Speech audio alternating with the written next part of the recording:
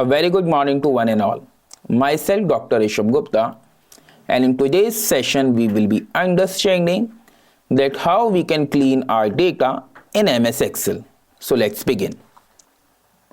From the respondents' data given below, you are required to do necessary data cleaning. Also show the results after the cleaning of the data. So this is the information of the 5 respondents. The data contains information relating to their unique ID, name, income, expenses, saving goals, investment type, date of entry, and email. So I can observe that in this data, it contains some duplicate information, it contains some incorrect and incomplete responses. So before applying the necessary data analysis technique, I need to first clean this data. I need to remove all the duplicates. I need to make sure that all the information or the responses are complete and correct. So let's begin. Now I can see that first and foremost I need to remove the problem of duplicacy. Now in this case I can observe that the unique ID is repeated twice. So let me first copy paste. Now the first problem is the problem of duplicates. So I can observe in this data that the unique ID is repeated twice. So I can select here and let's color it. Now in order to identify the duplicate entries, I need to select the entire data, then click on data and then click on remove duplicates. The moment you click on remove duplicate, I need to identify that what all information I need to checklist. Now I have checklist only the unique IDs. So all the unique IDs will remain in my system, and all those IDs which are duplicated or which are repeated twice or thrice will get removed from my database. And then I need to click on OK. The moment I click on OK, it is showing 1 duplicate value found and removed and 5 unique values remain. Click OK. After the removal of duplicate entries in my data set, I can observe that some of the entries contains incorrect responses. So I need to correct those responses. First, I need to copy paste this information. Now, I need to convert this information of Raj 55 with the name of Raj. So there is an Excel command for it, that is equals to substitute. Click on it. It is asking for text, old text and new text. So this function asks for the original text, the text you want to replace. Now in this case, my original text is this column, that is B6, representing Raj 55, put comma. The old text is 55. So I want the removal of this 55 from the name.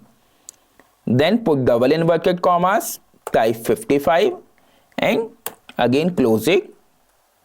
Again put comma and the new text is blank figure. So I need to type double inverted commas and then again need to close it with double inverted commas and then bracket close. Enter. So in this way I have removed this number 55 from the Raj name. Now I can also observe that some of the columns contains blank information. So first and foremost I need to identify that what all columns contains the blank information. So identification of blank columns. Again copy paste this information. Now if your data set contains a large number of responses, it would be impossible for you to manually locate the blank responses. So there is an Excel command for it, and the Excel command is blank function. Double click on it. The moment you type on is blank function, it is asking for the values. So this function is used to identify that whether a specified cell is empty or not. Select this cell, that is B19, representing the name of the respondent, and bracket close, and then press enter. So it's showing the false information. It means that the assigned or the specified cell is not empty. However, in the last case, the results are showing it to be true. It means the assigned or the specific column is empty. So I can highlight this column. Now what I can do, I can simply replace my blank column with unknown figure, or I can simply type unknown over here. Alternatively, I can also remove this entry. So it again depends upon what type of data you need for the analysis purpose. Now, in this way, I have cleaned my first two columns. The next is the income. In the income column, all the information have been correctly responded by the respondent. Now, my next column is the expenses column. Again, I can observe that some of the information in this column is numeric, while some of the information is non-numeric. Again, if your data set contains a large number of responses, then it would be difficult for you to manually locate the numeric figure and the non-numeric figure. So again, there is an Excel function for it. Let me copy paste this information first.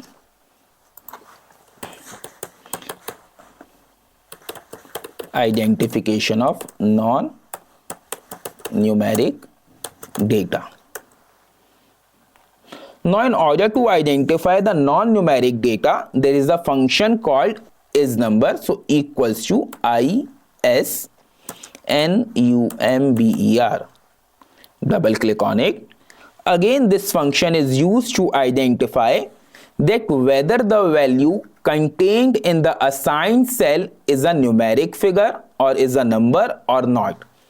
So I need to check my expense column. So I again select this D27, bracket close. The answer coming out to be true. It means that the assigned column contains the numeric data. Simply drag it down. Now again, I can see in the second last column, my results are coming out to be false. It means that the assigned data in this column is non-numeric. So I need to convert this data into the numeric part. So I can simply write 2000 over here. Now, in the next column, that is called saving goal, I can again observe that some of the data contains the numeric information, while some of the data contains the non-numeric information. Again, the step remains the same. In the first step, I need to identify by typing the isNumber function, and then I need to replace this not allowed information with some specific value. So let me first copy paste this information. Conversion of not allowed information in savings goal column.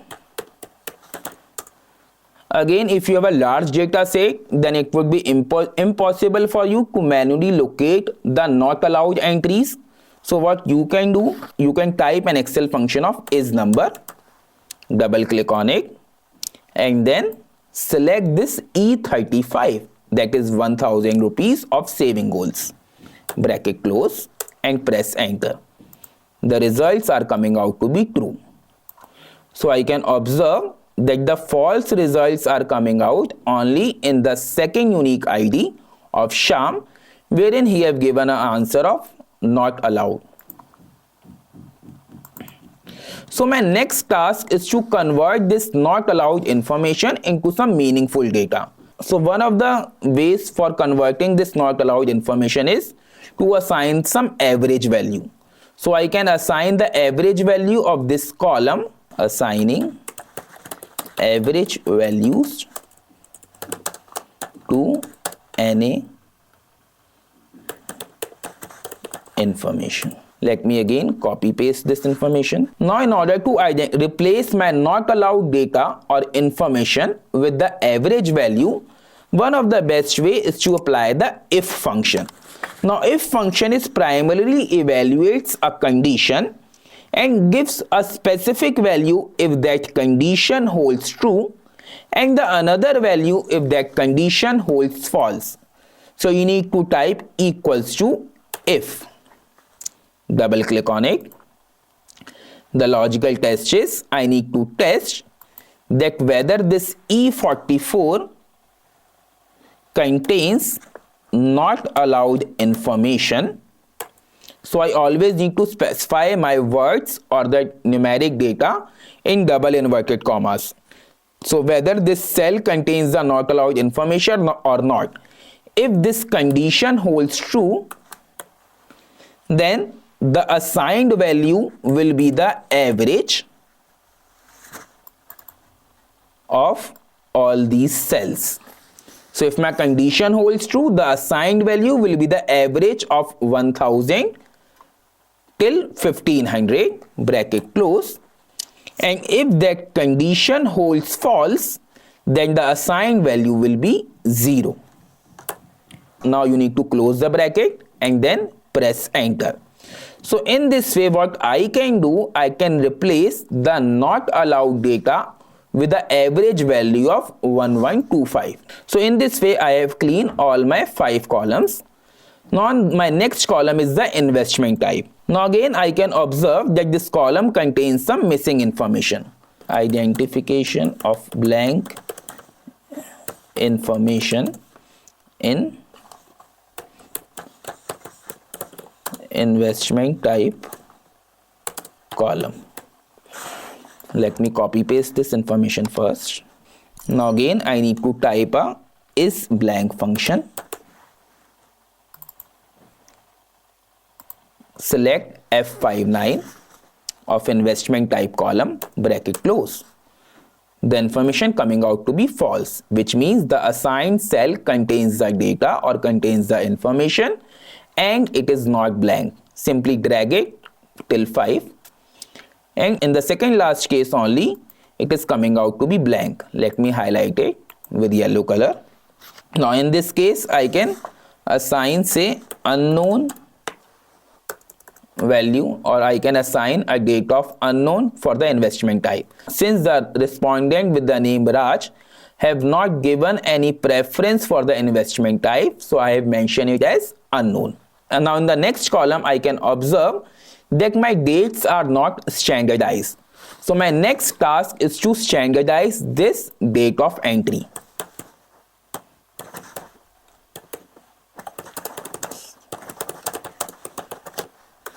Again, copy paste this information, Control C and Control V. Now I can observe that some of the dates are not standardized. So I need to select all the columns, click on data, then click on text to column, delimited, click on next, again click on next, then date, and I want my date in the form of date, month and year, and click on finish. And then you need to click on date. I want it in this format. In this way, I have standardized my date of entry. Now my next or the last step is to identify or validate the email address. So most of the time it has been seen that the respondents commit some typo error while filling the questionnaire. So these error could be like writing double at the rate, like this icon, shift +2. So many a time the respondent type double at the rate at the time of filling their email IDs, or sometimes they fail to write this at the rate icon at the time of typing their email IDs. So in Google Sheet, there is a specific Excel function to validate the email address by typing a function of equals to is email. However, in MS Excel, there is no such function. So I need to identify or track such email IDs by applying a combination of function, that is number function and match function. So I need to apply a combination of functions to identify or to validate my email IDs.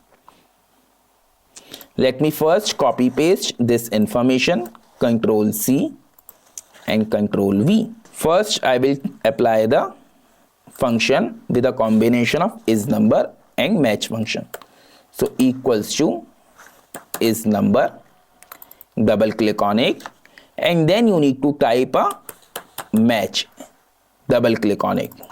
Now the moment you type on match function, it is asking for lookup value, lookup array and the match type. So I need to open my double inverted commas, and then I need to put a star mark, that is shift plus 8, and then you need to type the @ function. So I am looking for a function of @, and then again put star, and then again put double inverted commas. So I am locating this @ function, put comma, the array or the lookup array is H76, and the match type is exact match. So I want to ensure that all my entries contain the @ icon or @ symbol. Double click on it and then bracket close and then press enter. So it is showing the true results. However, the false results are showing in the second last entry, that is in case of Raj. So in case of Raj, I need to correct this email address. I need to type @ over here, that is shift plus 2. Now I need to identify that whether these entries contains the problem of double @ or not. Again, I need to use my command of isNumber and match function. Let me first copy paste this information, and then again I need to type equals to isNumber, and then I need to type match function. Now I need to open my double inverted commas, put a star mark by typing shift plus 8, and then you need to type double @ twice, and then put star mark, and then close it with double inverted commas. So I am locating that whether my column or the specific cell contains double @ or not. Put comma, the lookup value or the lookup array is H85, and the exact match, that is 0. Bracket close and press enter. So it is showing it to be false. It means that my specific cell does not contain @ twice.